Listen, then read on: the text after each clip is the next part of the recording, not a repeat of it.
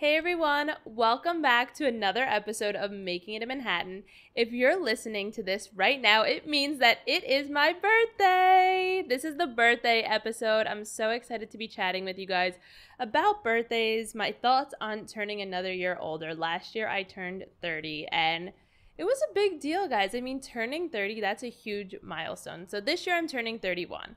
So today we're just going to chat about how I'm feeling, my thoughts on birthdays, aging, getting older, where we're at in our lives, and so much more. So let's just get started.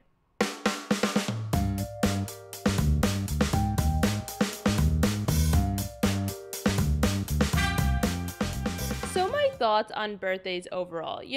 Growing up, I always loved my birthday. I'm a Leo. Obviously, today is August 15th, and I feel like I am a Leo through and through. I love my birthday. I love, obviously, colorful outfits. So with that comes like being the center of attention in ways. I think that's very Leo of me. But so I was always a big birthday person. I loved having birthday parties. And so growing up in the summer, I spent a lot of my time in Long Beach Island, New Jersey.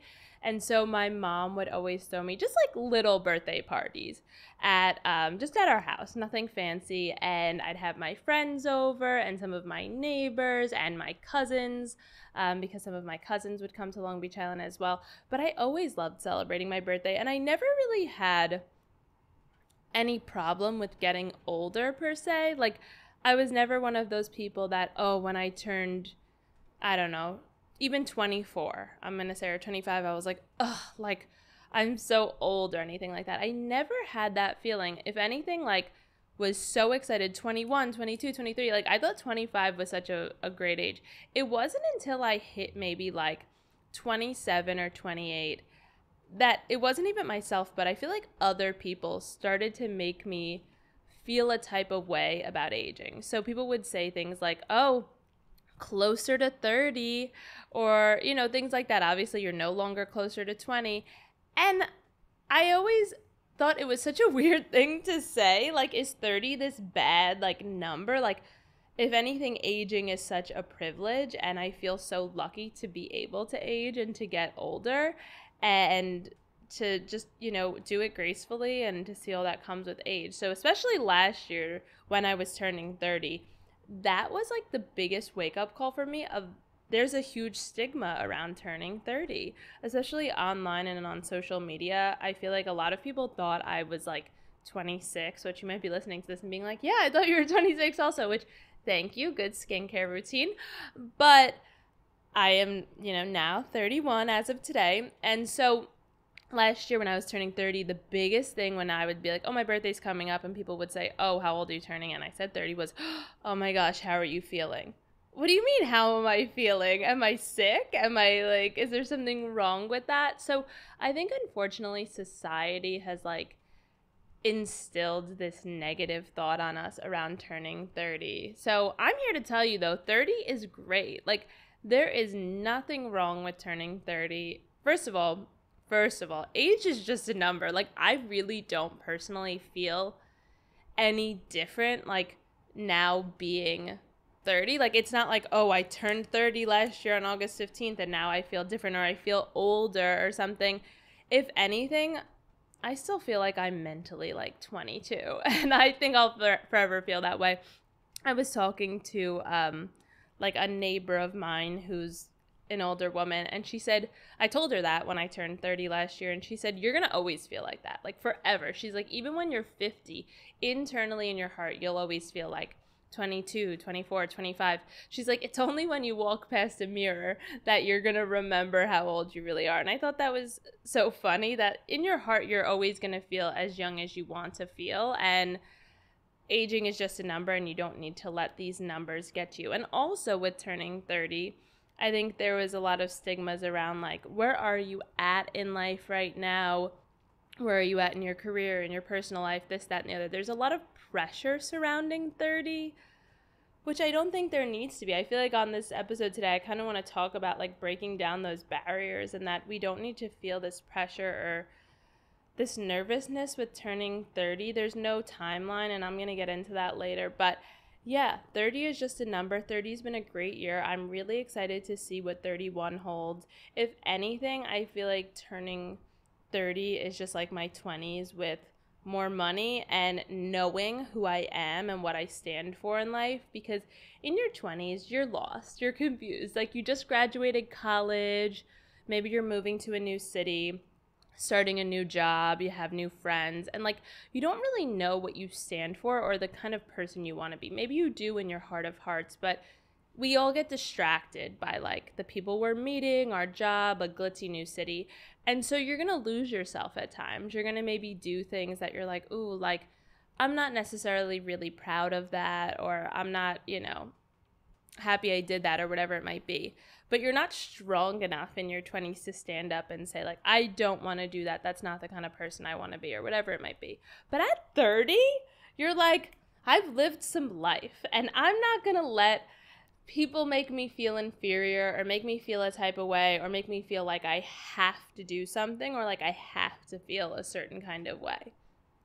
Just something to think about. And I think if you're in your 20s listening to this, it's something great you can keep in mind as you are getting older is like, who are you and what do you stand for? And not letting anybody or anyone like influence you, I guess is the word, is like when you're in your 20s, I don't know, I'll equate it to drinking, but like, so you're out at a club and you already know you've had too many drinks, right? You're like not feeling so great, but a friend is like, another shot, and you're like, sure, because you're influenced. And then the next day you wake up and you feel terrible and you're like, I shouldn't have had that extra shot, I shouldn't have done it, why wasn't I strong enough to say something?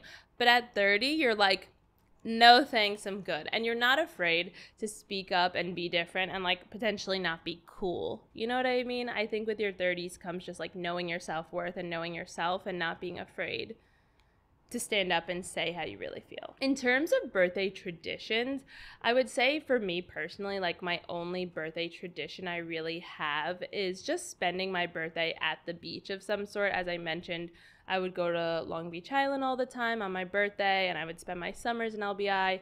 As I got a little bit older, it did become a little bit more difficult. There's been many birthdays that I haven't been able to be in LBI because I've been working, and that's just life. You can't always just take off on your birthday. I can remember my very first birthday working in the industry at Teen Vogue. I wasn't off and I was in the office, and I think that was like my first birthday ever I didn't spend down at the beach. But it's just part of life. But I really don't have many birthday traditions. Oh, I guess a big tradition for me is, and I don't know if any of you guys feel the same way, I have to, and this, I mean, it's your birthday, duh, but like I have to blow out candles on my birthday. I have to, because I don't think like the wish counts if it's a day before or a day after. I'm very big on birthday wishes. I take birthday wishes so seriously. I take manifesting very seriously, and like 11/11 I take very seriously. So your birthday wish and your candled birthday wish on your birthday is like the ultimate 11/11. It's the 11/11/11/11 of the year. Like it's the most important wish. So Dave knows and my family knows, no matter what we're doing, if I'm working or whatever, I have to, even if it's just a cupcake with one candle on it, like I have to blow out a candle on my birthday, because otherwise the wish doesn't count in my opinion. So, but those are really my only birthday traditions. And then in terms of like favorite birthdays I've had over the years, I mean, it's funny, once you get a little bit older, they all kind of start to like mix together, and like you don't really remember one specifically.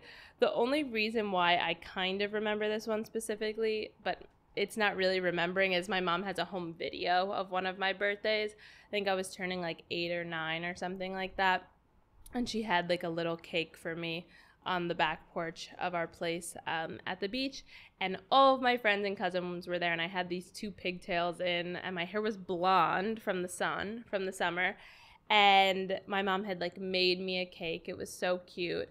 And I think those are some of the best birthday memories, is like when someone you love close to you like takes the time to bake you a cake and to put that, that TLC into it. Like for Dave, if anything, I feel like Dave has way more birthday traditions than I do, because on Dave's birthday, I bake him a cake every single year, and it looks exactly the same every year, and it's a spice cake with cream cheese icing. I'd never had spice cake until I met Dave. I was like, and only one grocery store near us even carries spice cake, so it's like super difficult, and I don't drive, so like when I'm going to get all the ingredients, it's like a whole to do. So but I always do it every year. I've never missed a birthday, even though I was in London on his birthday this year. I flew home. I got back around 1 p.m. on his birthday. Got to baking right away. So have never missed it. So I think it's funny. Like, I always ask him, what do you want for your birthday? What do you want to do for your birthday? And all he wants is a cake, the spice cake. That's it. And for some people, I guess it's just the little things. And I agree with that. Like, as I get older, if someone baked me a cake now at 31, I'd be like, so like touched and like so just honored. I would think it's just the cutest thing ever that someone wants to bake me a cake. So traditions, yeah. I feel like it's more so as I get older about being surrounded by family and friends and just enjoying the moment together of like, I don't know, all the people around you that you love. I say to Dave every year, I don't want anything for my birthday. I don't want any presents. I don't want any gifts. I have everything that I could literally ever want. All I want is to like be around my family and my friends and to relax and do nothing. Like literally, I'd say I love cards. I love cards. All I want for my birthday is a card. That's it. And I want a handwritten note in the card. That's all I want. I'm very, very big on that. I think at this point in my life, I have so much. I have literally more than I could ever want. Shoes, clothes, craziness. So I just want a card. That's all I want for my birthday this year. So last year I turned 30, as I mentioned, and I did not have this podcast then. So I thought that we could do a little recap of what I did do for my 30th birthday, because as I said, I feel like there's all this pressure around turning 30 and like some grand 30th birthday celebration. So I was just going to share my night and what I did. So last year, right around when I was turning 30, I was also planning my wedding. So it was like double whammy of just like big changes in life, I guess you could say. Turning 30, which everyone was like, you should feel a type of way about this. Like society and everyone was telling me I should feel a certain way about turning 30. And then I also was getting married just a few months later. So in my hopes and dreams and in an alternate reality, I would have loved to like have the time to throw this like all out banger of a birthday party. But with planning a wedding, I just did not have the time or personally the mental capacity. I was so stressed with wedding planning beyond belief. I'd never want to do it again, that I just didn't have the mental capacity to plan a big birthday party. So what I did instead was I did an intimate dinner. I'll call it intimate, but I did have like 20 people. But just a dinner with friends in the city, and then we went out dancing. Dancing is like my absolute favorite thing. So to start the night, I got ready at the Moxie Hotel in Chelsea, and I got my hair and makeup done, and I had these fun, feathery, hot pink pajamas that I wore when I got ready, and these little like flowery flats and big, thick pink, hot pink frames. And I stayed in like a suite at the Moxie because some of my friends came from out of town. So I worked with the Moxie and they gave me the suite so that some of my friends from out of town also had a place to stay, which was really, really nice because that was one of my biggest fears, was like, I don't know where I'm going to fit all of my friends coming from out of town. So I got ready at the Moxie, filmed some TikToks, of course, Get Ready With Me. And I did my makeup very natural. I'd say like glamorous, glowy, a little sparkly, black eyeliner. But then my hair, I did like super curly, like really, really curly. And I loved it. I love my hair when it's super curly, but my hair is unfortunately naturally straight, so it takes a long time to do that. But the team at LRN Beauty did my hair and makeup. They also did my hair and makeup for my wedding, and they've done my hair and makeup a bunch of different times. Kat and Irving are my go-to people. And so then what did I wear? So if you're watching the video right now, I'm wearing like a big poofy pink dress, but when I tell you I was a cupcake, like huge tulle poofy pink dress, and it was from Saleza, London, and it also came with a matching bag. So I had a tulle little poofy bag that matched the outfit perfectly, and I was a cupcake. Like I was so puffy, and It was just so cute. I think pink is like my birthday color. I was talking about it today with my assistant, and we were like, I just feel like pink is my power color and it's my birthday color. So then I paired the dress with, I'm wearing it right now. It's a little beaded, I almost said bedazzled. It's a little beaded pink tiara that is Simone Rocha, but I got it online at myteresa.com, and I wanted a crown, but I wanted like an elevated crown, if that makes sense. And I knew that Simone Rocha does really beautiful beaded pieces, so I just started searching Simone Rocha pink crowns, and this came up. So I ordered it from My Teresa, and then I also paired it with these pink, which is funny. It was before the Barbie movie came out. I got these pink Miu Miu heels that I literally feel like they are Barbie pink, like style shoes, like a thick chunky heel. They're like clear in the front. They are so Barbie. And I will be honest, I don't remember what earrings I wore. I would have to go back and look at the pictures. Probably just like something bold and sparkly. But that was my first look of the night. Loved it. My friends got me 30 balloons, which I was really excited about. But I'm not going to lie, for a quick second, because I took a ton of photos with the 30 balloons, I was like, ooh, like, was I gonna, like, do I want to just, like, broadcast so largely that I am 30? And then I was like, screw it, why not? But with that being said, there's this stigma on social media, like, so many creators are so young, like 22, 23, 24, being 30 years old, it almost sometimes, like, makes you feel unsuccessful or like you're not doing enough. But, you know, you just have to remember you are doing enough. You are doing more than enough. Social media is the highlight reel, and comparison is deadly. So I posed with my 30 balloons, was so happy, and was just feeling so loved. I was surrounded by so many incredible people who are just like friends of mine, from some new, some old, but most don't even work in this industry, and it was just really, really fun. And then Dave, so he did get me a birthday present, even though I told him not to. What he got me for the night of the party, or of the dinner, he got me a limo. So he got me like this white limo to take us from the hotel to the dinner, even though I said no gifts. But I guess I'd rather a present that's like an experience or something, rather than something just like an object. So I did love the limo. It really was fun, and it was a highlight of the night. And so then our dinner was at Ladurée, which, one of my favorite places. We went to the one in Soho, and we had a table outside in the garden area, which was beautiful because it was summer, and they just gave us like a long table, and I sat right in the middle because I'm very big. If I'm having a big party and there's a long table, I never want to sit at the head of the table. I always want to sit right in the middle of the table, because I feel like when you're at the head of the table, you only talk to like two people who are on the sides of you, and that's it. When you're at the middle of the table, you can kind of be involved in the entire conversation. Just a Caroline thing that I'm very specific on. Cards, no gifts, and sitting in the middle of the table. So we had dinner. Ladurée brought me like a big pink cake. It was so cute. Honestly, for this episode, I got to bring up some of the photos because it was just so fun. It was literally like a pink Barbie little kid outfit, birthday of my dreams. So then after dinner, we took the limo and we went to Georgia Room to go dancing. And Georgia Room is like a bar, club-y / place.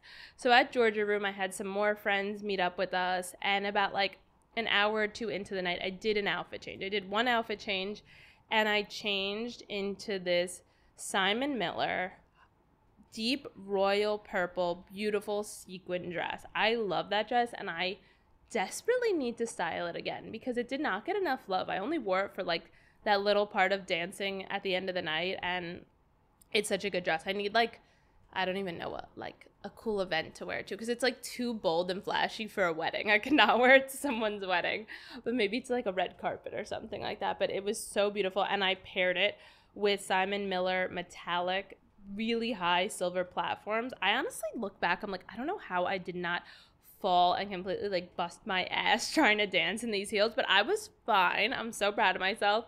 Long elbow length metallic Cynthia Rowley gloves, and then I did also have another crown, but it was just like a silver crown, and honestly it might have been from like Claire's or something. It was a very just like standard looking birthday crown. So after I changed into that look, like truly just danced the night away. Had the most fun with my friends, had such a blast, and it was just a very like New York night out, but surrounded by people I really, really love and care about. So 30 was a good year, and it was a good birthday. And then after that so it wasn't on my actual birthday. That was the weekend before, and then on my actual B-day, I went down to LBI, Long Beach Island, and I was with my mom and my sister and my niece, and just very low-key actual B-day vibes. So this year for my birthday, like, obviously you're listening to this on my birthday, so we'll see if I actually do this or what the plans are, but I'm kind of like up in the air about 31, if that makes sense. I felt like 30, I was like so stressed at, because I felt like I had to do something. I couldn't just turn 30 and not have like a night out or a big dinner or something like that. So now at 31, not that it's not special. Every birthday is special and every birthday deserves to be celebrated, but I don't really feel like doing a big shebang in the city again. I feel like it's also very expensive. Number one, it's so expensive. So I feel like I might just do the weekend before my birthday.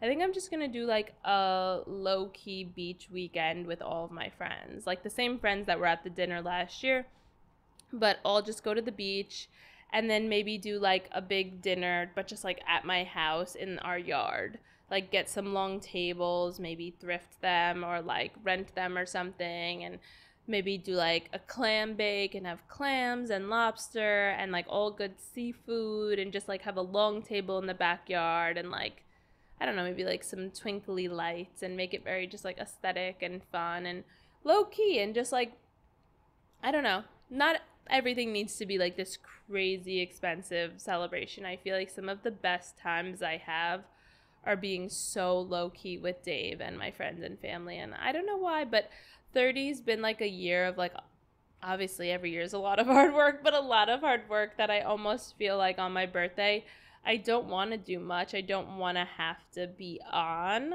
I just want to relax and be myself and just be Caroline with my friends and family. I want to see my niece, my little Bella. I want to see her and hang out with her and be with my mom and dad, and yeah, ring in 31. But who knows? I could totally change my mind, but that's what I'm really thinking is going to happen. So now, what I did last year, what I'm doing this year, turning 31. So I'm no longer 30. I'm now in my 30s. And again, there's still just this stigma around it, but I'm kind of loving it. I talked to my mom when I was turning 30 last year, and I was like, Mom, how did you feel when you turned 30? And she told me that her 30s were the absolute best years of her entire life.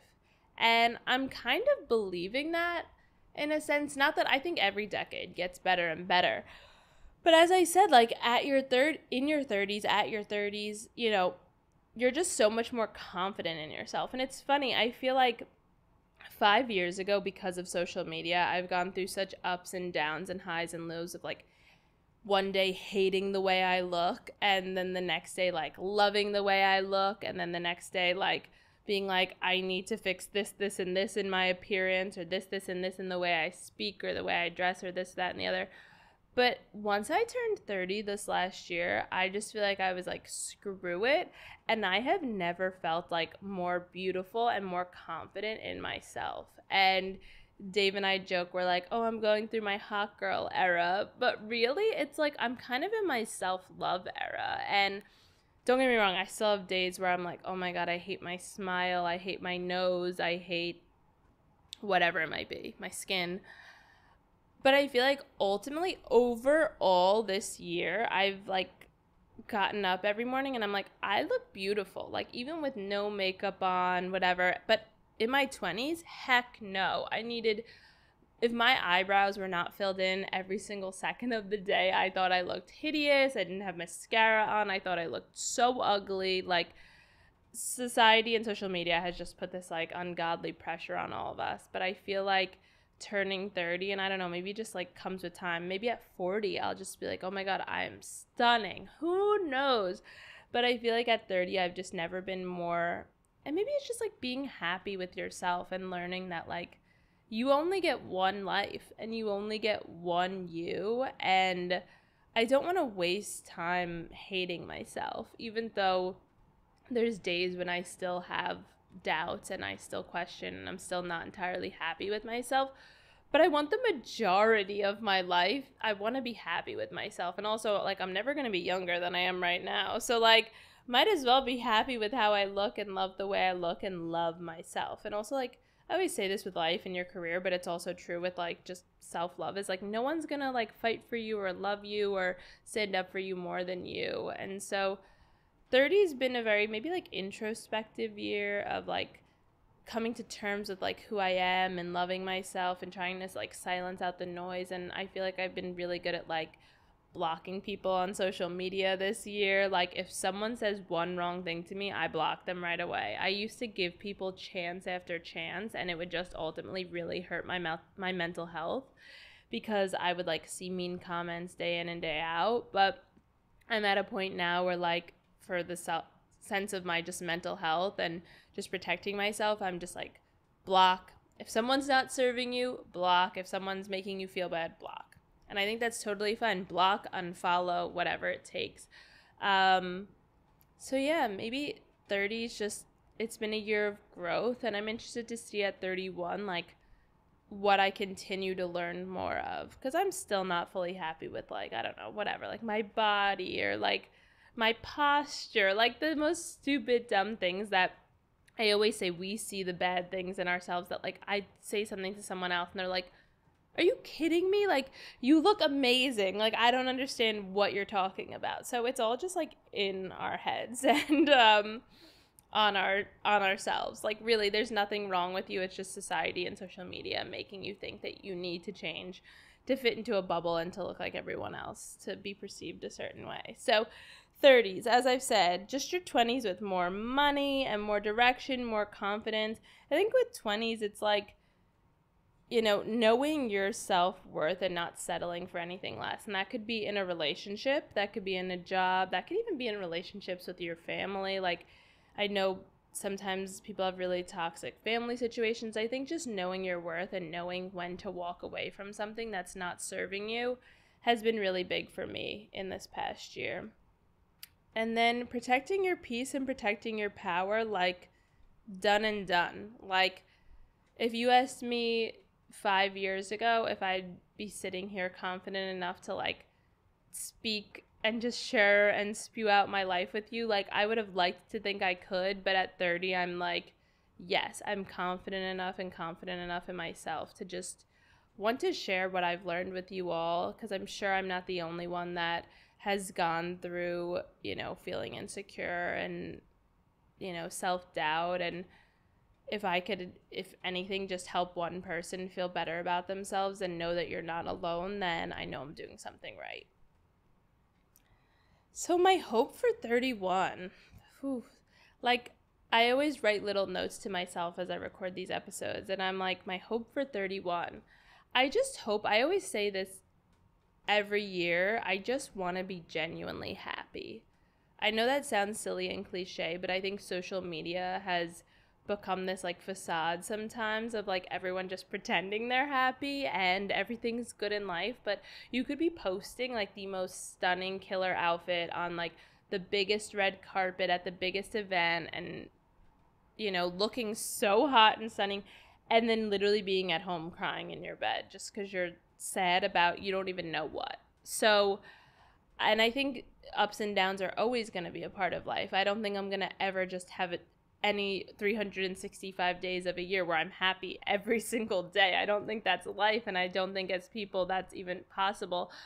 But I think I just want to be truly happy in my career. I want to feel truly fulfilled and like I'm doing things that I love and doing things that make me genuinely happy. I want to feel genuinely happy in all of my relationships, in family, personal, everything. I just want to feel genuinely happy. I know that might be silly or cliche, but it's a simple thing. It sounds simple, like, okay, happiness, but I think that's all I want out of my entire life, is to just be happy and to get to do what I love. And I think if we could all do that, like, that's the best thing. So manifestations for 31. Oh my goodness, so much. Okay, guys, is this the year we finally go to the Met Gala? I don't know. I'm just speaking it into existence, hoping. You know, features in Vogue. That would be pretty cool. Let's manifest some good things. Feature in Vogue, Met Gala, um, I don't know, Miu Miu Fashion Week in Paris. That's one of my dream brands and shows to get to go to. I always make like little manifestation boards and collages, but I usually do it on the first of the year. I don't do it around my birthday. Even though it's funny, I guess like my birthday is the start of like my aging year.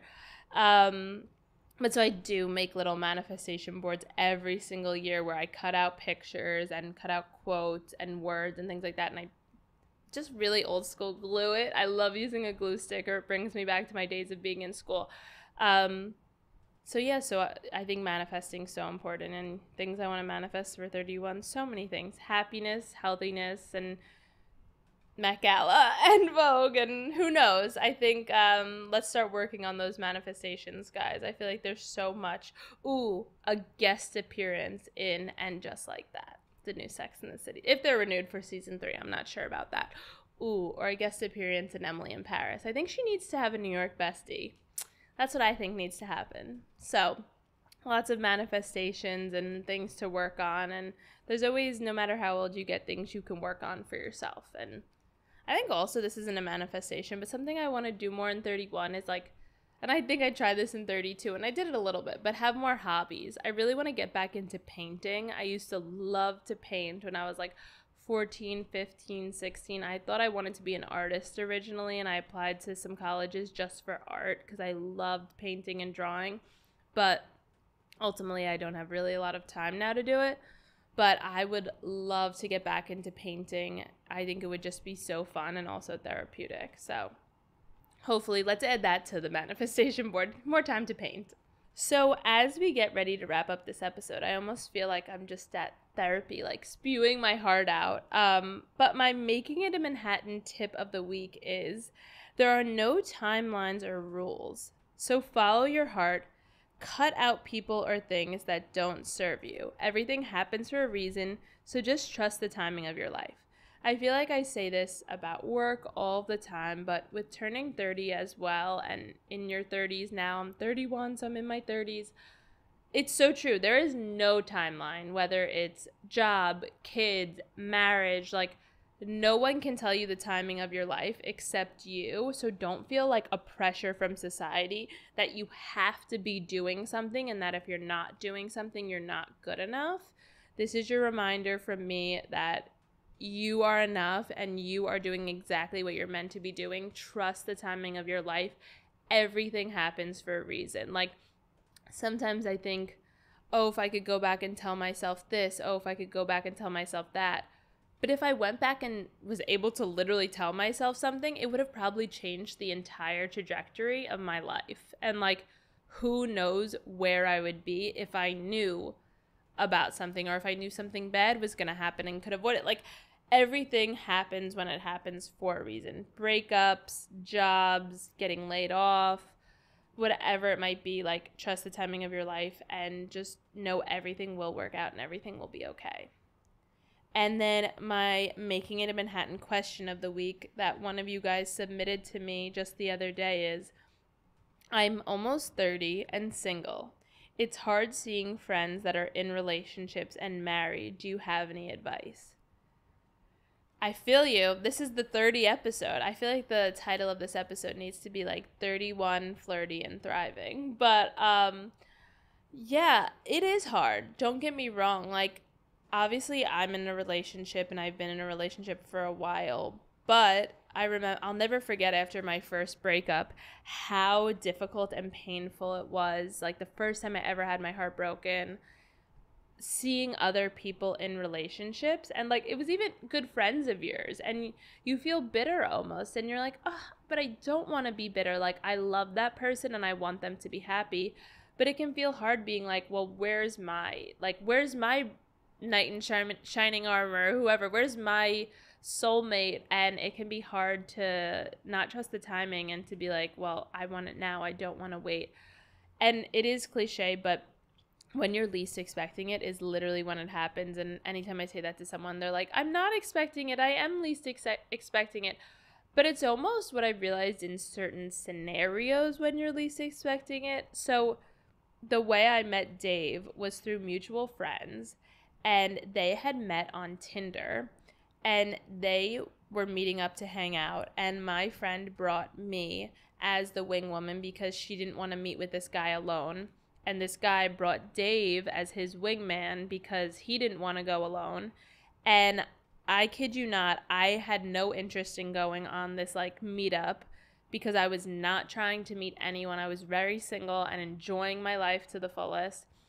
And so when I met to literally meet my now husband Dave, and you guys know me, I'm like dress up head to toe, this and that. I literally wore no makeup, black leggings, and like an oversized baggy sweater, and was like, hi, nice to meet you. Like, so not trying to meet anybody, and literally have been with him ever since. So really, it's when you're really like not expecting it. But I know it can feel so tough, and I think surrounding yourself with a really good group of people, friends, family, support system, chosen family is like one of my favorite sayings. Like in New York, a lot of people don't have family close by, but they have their chosen family, their friends that they meet.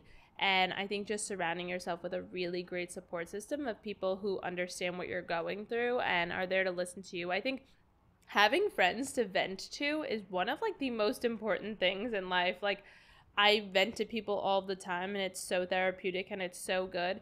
And then having maybe like that one friend that's your go-to date partner. Like if you're invited to a wedding and you need a date, like having that one bestie that you always bring with you no matter what, because you know you're going to have a good time. Partners aside, like you don't need someone there to have a good time. You can just have fun with your bestie, I think is really, really important. Having that one go-to girlfriend or guy friend, whoever, and having that support system by your side through and through, and knowing that when it's meant to be, it'll be, and when the timing is right.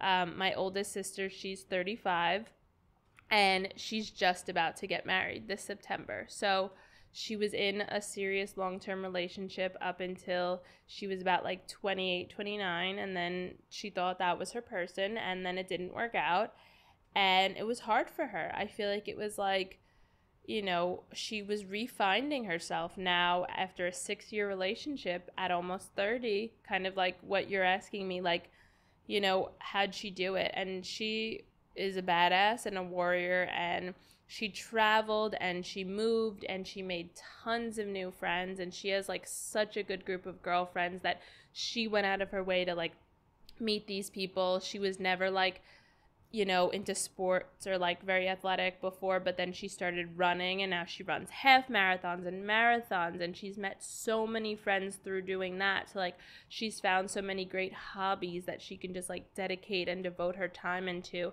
And then she, a few years ago, maybe 2 years ago now, met her soon-to-be husband on Hinge. So, and it was during the pandemic, and she matched with this guy on Hinge, and they lived in DC at the time. Now she had to move back to Florida for work, and they did long distance for a while, and then he ultimately moved with her. So, you know, 35 and about to get married, and she's an amazing, sparkling example of just like keeping a positive attitude and not letting it get to you, and just like trusting in timing, even when it doesn't feel like it. Because I'm sure if you had asked her 10 years ago if she thought that other relationship wouldn't work out, and now, you know, having to move and refine herself and make new friends, like she's just been such a shining example of just like trusting in yourself, self-love, surrounding yourself with friends and family, and just like staying positive. Also, she's like super successful. She's a doctor and she's so smart. So she's just like so inspirational to me. And, you know, I talk about her all the time when people ask me about like searching for a relationship in your 30s. So I hope that helps. So that is a wrap on the Making It in Manhattan birthday episode. I hope you guys enjoyed it as much as I did. I hope you can take some of my tips and tricks and stories that I shared and apply them into your own lives as you move forward and reach your 30s. Leave me a comment, send me any questions you'd want me to answer on future episodes, and I'll see you guys soon.